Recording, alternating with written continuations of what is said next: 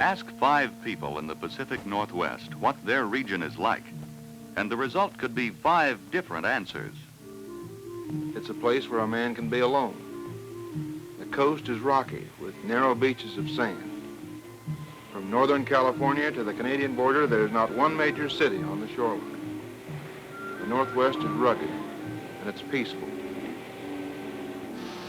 It's busy. Industry's booming. Manufacturing's the big thing. The thing I've noticed most here is the rapid growth of the cities. I could travel all day and never get out of the forest. Lumbering's my business. I'd say you could call the Northwest timber country. Great water country, especially in the west. Plenty of rain and the rivers run full. The Northwest's an ideal place for fishing and vacationing. East of the mountains here, we practice dry farming and irrigation. Have to. Not much rainfall, and it gets mighty dry. This farmer, and each of those men, is right about his own section. Because the Pacific Northwest is a land of extreme contrasts. In Washington, Oregon, and Northern California, the mountains help to create differences in climate. In general, the land divides into 5 regions: the lower coastal mountains, lowland valleys, such as the Puget Sound lowlands and the Willamette Valley, the high snow-capped Cascade Range, dry plateaus and basins in the interior, and the Rocky Mountains. As shown in this schematic drawing, the air masses from the Pacific are cooled as they climb the mountain ranges, causing heavy rains on the windward slopes. Descending air masses warm up and leave the leeward slopes and basins dry or semi-arid. Then the air rises again, dropping rain and snow on the Rocky Mountains. This water, streaming down the mountainsides, forms the major rivers which carry it back to the ocean. By following this water cycle, we can see how important water is to the Pacific Northwest and how the people make use of it. From the ocean and bays, fishermen take great quantities of crabs, oysters, clams, shrimp, and other seafoods. And more than 1 million pounds of salmon are caught each year.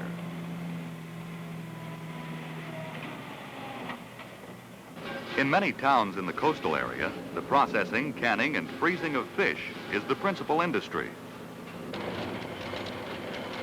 The jobs of many people are linked to the abundant supply of seafood.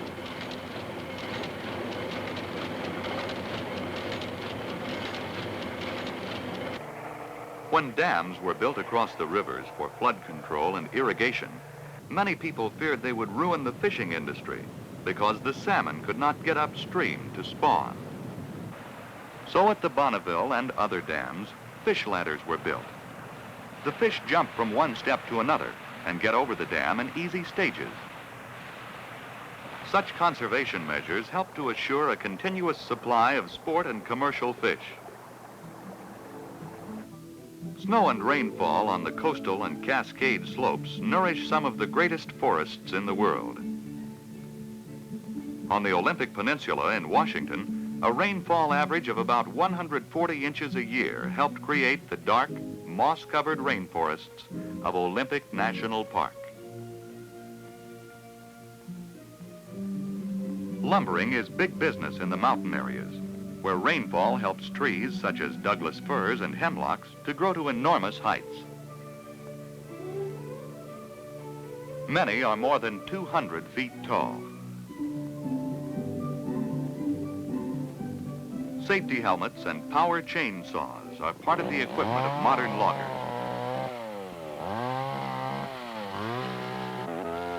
With the power saw, they can cut through a tree this size in less than 15 minutes.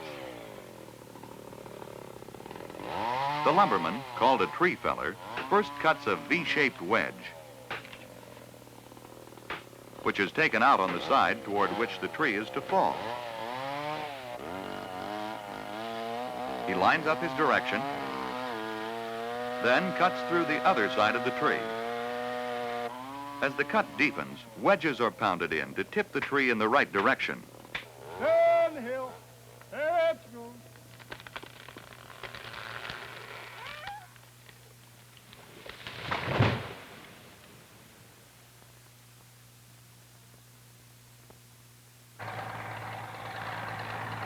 A tractor drags the trees into a clearing where they are trimmed into logs. Modern equipment also speeds the loading operation. Most logs are transported out of the mountains on truck trailers designed for the purpose. Reaching the modern highway system, the trucks pick up speed on their way to the mill or the sorting pond.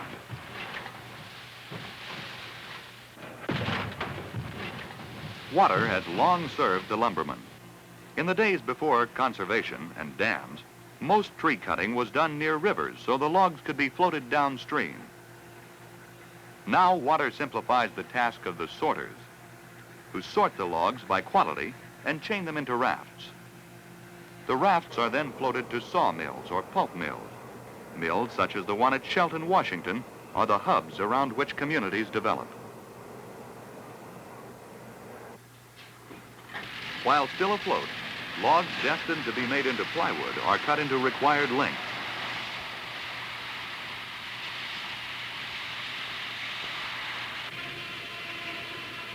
Other logs are taken to sawmills, where they are trimmed and sawed into lumber. Lumber from the Pacific Northwest is shipped to many foreign countries and via the Panama Canal to United States ports on the East Coast. Poorer grade logs go to pulp mills, where they will be ground into chips and cooked into a pulp. The treated pulp is floated onto a belt, dried and rolled thin, emerging as rolls of pulp sheet, which will be used in the making of paper and other products. With trees, as with the salmon, good conservation practices help assure a continuous supply. Trees are taken from acres selected so that they will be protected and reseeded by neighboring trees. Harvested areas are cleared of all trees because Douglas fir seedlings require sunlight in order to grow. In about 80 years, this area will have another mature crop of timber ready for harvest. The area between the coastal ranges and the Cascades is moist all year except for a short dry period in summer. Washington's Puget Sound lowlands and Oregon's Willamette Valley are both highly productive farming areas. Even in the summer dry period, the area has ample water for irrigation. When pioneers risked the hazards of the Oregon Trail, this was their destination. For most of them, on to Oregon meant on to the rich valley of the Willamette River, and the valley fulfilled its promise, becoming the center of the state's vegetable growing and berry industries.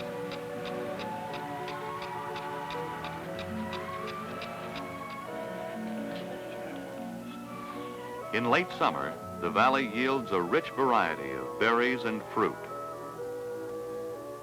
The capital of Oregon is Salem. Located near the center of the valley, Salem provides canning and freezing facilities and railroad, river, and highway transportation. Water transportation is available nearby at the city of Portland, which is located near the meeting point of the Willamette and Columbia rivers. The valley's leading seaport and commercial center, Portland, lies within sight of towering Mount Hood. Noted for its many public and private rose gardens, Portland is called the City of Roses. Further north in Seattle, Washington, the mild, moist climate also permits flowers to flourish the year round. Located about 125 miles from the ocean on the eastern shore of Puget Sound, Seattle is a general cargo port, exchanging goods with ports throughout the world. The Space Needle, built for the 1962 Seattle World's Fair, stands as a familiar city landmark. Among Seattle's many industries are facilities for building and repairing ships and small boats.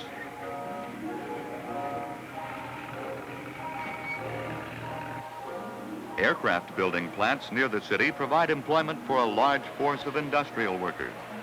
Growth of the aircraft and related aluminum industries has attracted many people to this area. South of Seattle lies the fertile Puget Sound lowland. Among its other assets, this is the hay and dairy belt of the Northwest.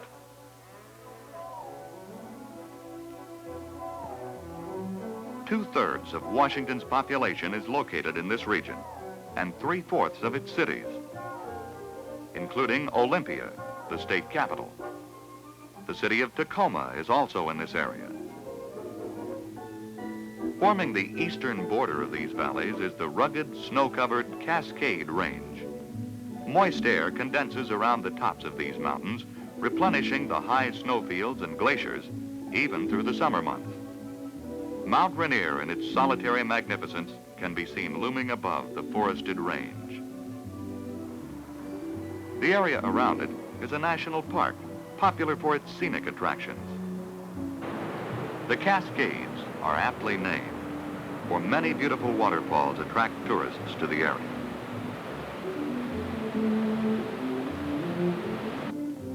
The snow, clear mountain lakes, and cool summer temperatures make the Cascades a year-round playground for those who like outdoor recreation. Occasionally, a tourist may see a deer and other wildlife scampering through the forest. This deer is near Crater Lake. One of the most famous attractions in Oregon, Crater Lake, is a blue lagoon in the center of an extinct volcano. The lake is 6 miles in diameter and almost 2,000 feet deep. On the eastern side of the Cascades, rivers such as the Wenatchee irrigate fertile valleys. The rivers, plus the long, warm summer in interior Washington, have helped it to become the leading apple-growing state in America. Further east, the interior of the Pacific Northwest stands in great contrast. The Great Basin is semi-arid, and the Columbia Basin and Plateau receive only about 5 to 15 inches of rainfall annually. Thousands of years ago, lava flowed from cracks in the Earth's crust to form part of the Columbia Plateau. The lava base is visible in the scablands of central Washington.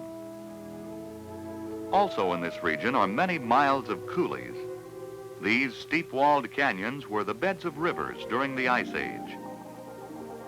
When the ice retreated, the Columbia River returned to its present course, leaving these dry coulees. Other interesting reminders of the past are the dry falls. At one time, water poured over those distant cliffs in falls twice as high and many times the volume of Niagara, carving out over many centuries the wide coulee below.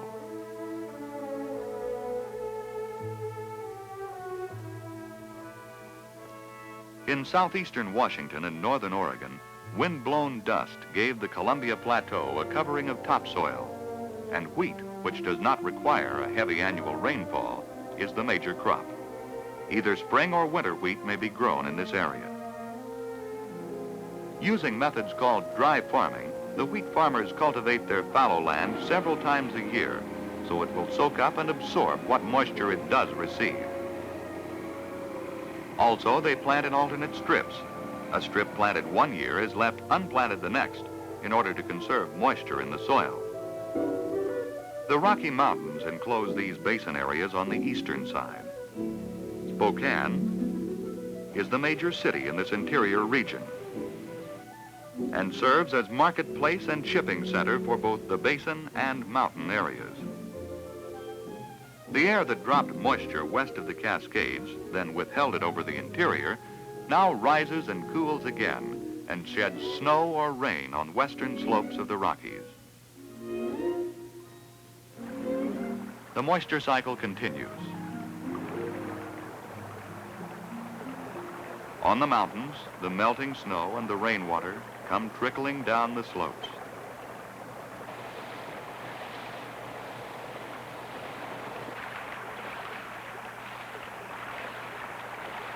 and merge into thousands of mountain streams.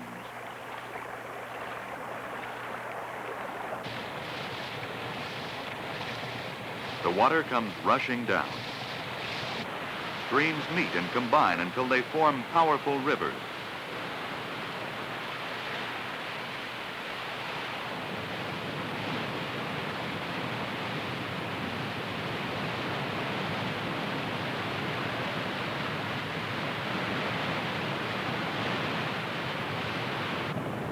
Through the centuries, the rivers have worn deep paths through the rocks.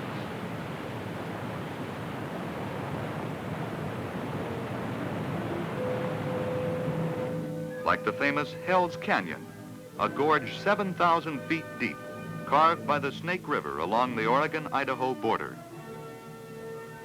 The great Columbia River flows through Washington for more than 700 miles, cutting the Columbia River Gorge through the Cascades, and finally slowing and spreading out as it approaches the Pacific to complete the moisture cycle. To make use of this water, dams have been built across the rivers.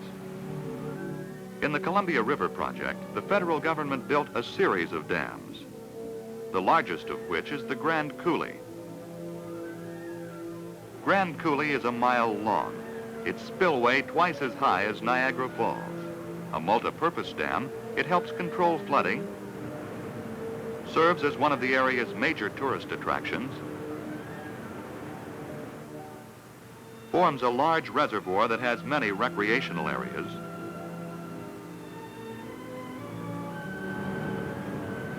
and provides water for irrigating the valleys and low areas of the Columbia. Siphons, or pipes, carry water from the Grand Coulee Reservoir to aqueducts.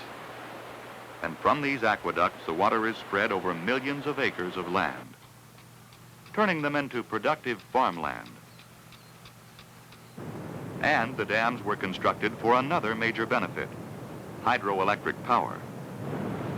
Tons of rushing water channeled through a dam spin giant turbines. These turn generators inside the dam, which produce electrical power.